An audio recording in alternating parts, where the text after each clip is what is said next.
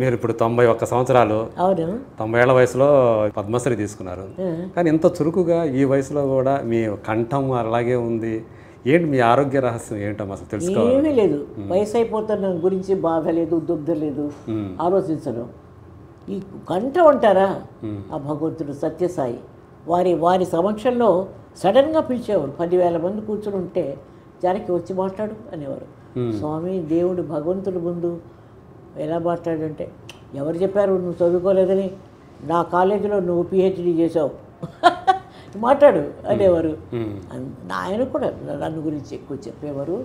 నాకు ఎప్పుడైనా ఆరోగ్యం కొంచెం ఇబ్బందిగా ఉన్నప్పుడు చెప్పేవారు, Janaki you are not doing well అని నా జుట్టు మీద ఇలా కలిపి వరి అవ్వక నేను చూసుకుంటానన్నారు.